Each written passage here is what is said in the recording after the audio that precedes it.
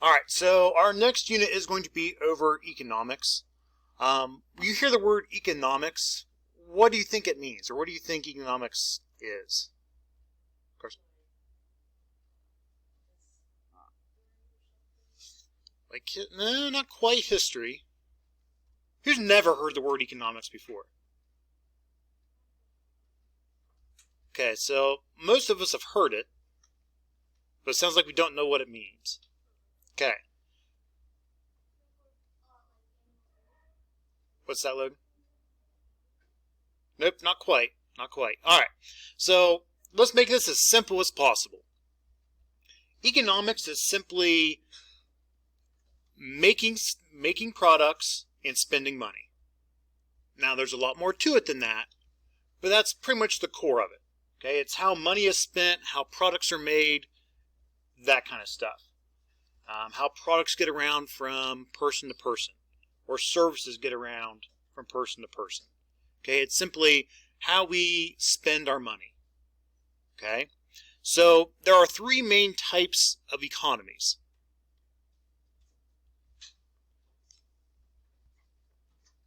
So, just a reminder, on that study guide that I gave you, everything's going to be numbered.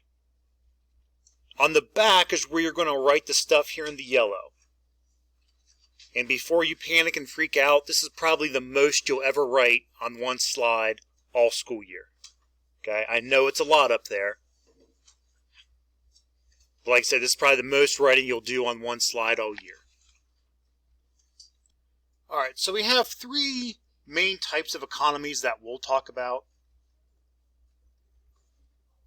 So the first one's a command economy. A command economy is where the government is going to decide what gets made, how much is made, and how much it's going to cost. Okay, so the government decides what kind of products are going to be on the market. Okay, they're going to decide when you go to the store what's actually going to be in that store for you to buy. They're also going to decide how much of it will be available for you to buy and how much it's going to cost. Okay, the government's going to make all those decisions. That usually happens in communist countries, okay, where the government has a lot of say in what goes on. The second type is a traditional economy. Now, traditional economies aren't really common anymore, especially in our part of the world. Traditional economies are usually in poorer countries where technology isn't really widely used. Okay, you might think of them more as used within tribes in the jungle or indigenous people in other countries. Some parts of India still use traditional economies. But in a traditional economy, it's your social roles, your traditions, your customs, your statuses determine what gets made and what people are allowed to buy. In traditional economies, it's usually trading that is occurring. Not so much you're going out to the store and buying something, but it's usually you're trading for things within a village. Like I said, these aren't really very common, but they do exist. I know that's kind of hard for us to imagine where if we need something, we run down to the store and get it. There's still a place in the world where that's not the case. And then the final one here should sound pretty familiar to you. In a free enterprise or a market economy, a business owner is going to decide what gets made, how much of it they make, and how much of it it's going to cost. Okay, so if Mr. Lindenberry wants to open up a hot dog sundae stand next week, okay, you have your hot dog, he puts 2 scoops of ice cream on it, a little ketchup on the top, and he's going to sell it. Doesn't really sound all that good, does it? Not something I'd probably want to eat. But is he allowed to sell that if he wants to? Sure. He can sell whatever he wants. He can make whatever he wants to sell. Okay? Now, are you allowed to buy that product? If you want to, sure. I doubt that you will, but if you want to, you can. Now, can he charge $100 for it? Yes. Will he sell very many of them? Probably not. Okay, but as the business owner, he gets to make all those decisions. He can make whatever he wants, as much of it as he wants, and charge whatever he wants for it. So, with your different types of economies here, guys, most of what we are going to talk about will be in this third free enterprise market economy.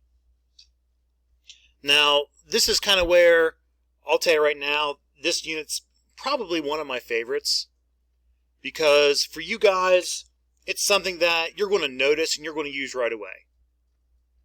The stuff that we talk about with this unit, it's stuff that you're going to catch yourself realizing, next time you go to the store or next time you go to buy something.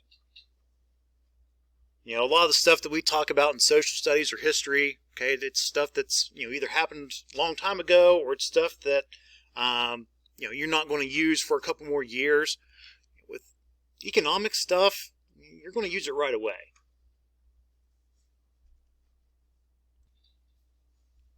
All right, so within economics, there are two main things that are going to be used.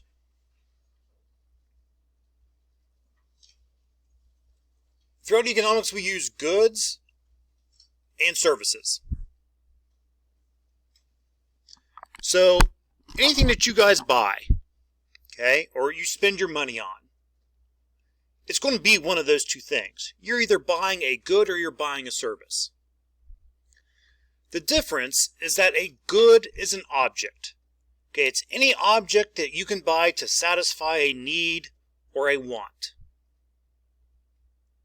Okay, so if I go home tonight and I buy myself a dilly bar on the way home, okay, that is a good. Okay, it's an actual object that I can touch, hold on to, consume. The pencils that you guys are holding on to, the desk that you're sitting in, the whiteboard that you're looking at, all of those are goods. It is an actual object. The other thing that you can buy are services. Services are actions that you are purchasing that satisfies a want or a need. Okay, so when you hire someone to do something, okay, so for example, here in a couple weeks, there's going to be a lot of leaves falling down. Well, if you hate breaking leaves, you might be able to hire someone to do that for you.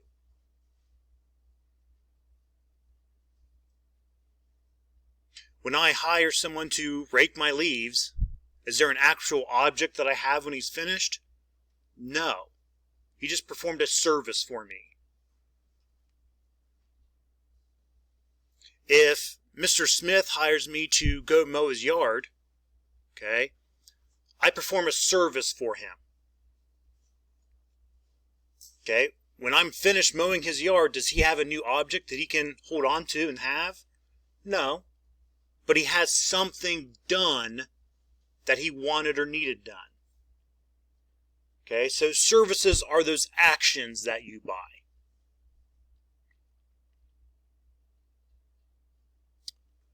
Now, the people who buy these goods and buy these services are consumers. Every single one of you is a consumer. All of you guys have bought something at some point in your life. Whether it be a piece of gum from a machine, or maybe you've bought a movie ticket, something like that. Okay, you've spent money on something that makes you a consumer. But everything that you buy is going to fit into one of those two categories. It's either going to be a physical object, which is a good, or it's going to be an action, which is a service. So an easy way to remember these two things, just remember a good is something that you can actually hold on to. Okay, it's something that you can touch. Service is more like a job. Okay, it's something that you're hiring someone to do for you.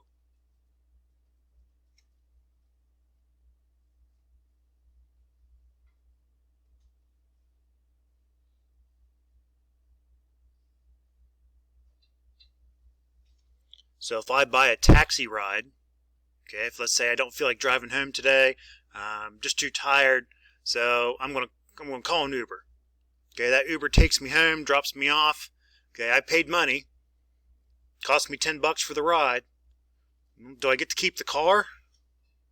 Of course not, no. Okay, so all I got was that service. I got the action of that person driving me home. So that's the big difference. Actions are services, objects are goods.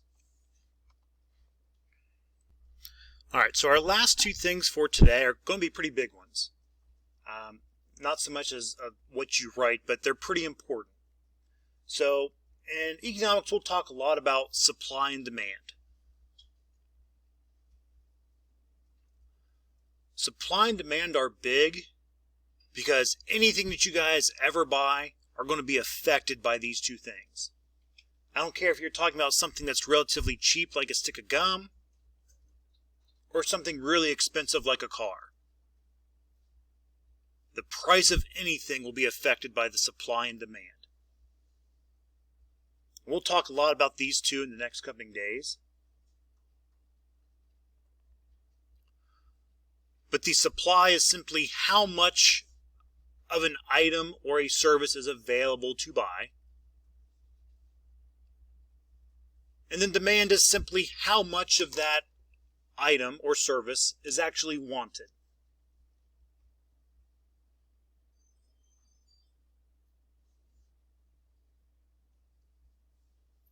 So it's supply and demand.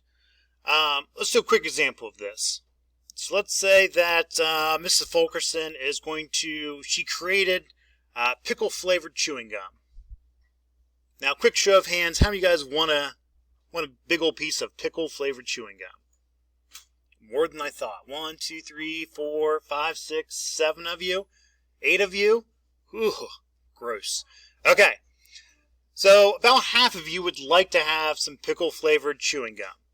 Okay. So how many pieces should Ms. Fulkerson actually supply? How many of them do you think she needs to actually make to sell? Robbie? 200. Okay. So if 8 of you are wanting to buy the gum, nope, she's selling it individually by the piece. What was that? Okay, that's a good starting place, right? Because how many of you guys have ever had pickle flavored chewing gum? Probably none of us, right? Okay, so she might start off by making or supplying 8 pieces. Why 8 pieces? Well, what was our demand? How many people wanted the chewing gum? 8, right? So she's got to supply enough to meet her demand. Okay, she wants to make enough to sell all of it. All right, so we'll stop there for today and kind of get into this a little bit deeper tomorrow.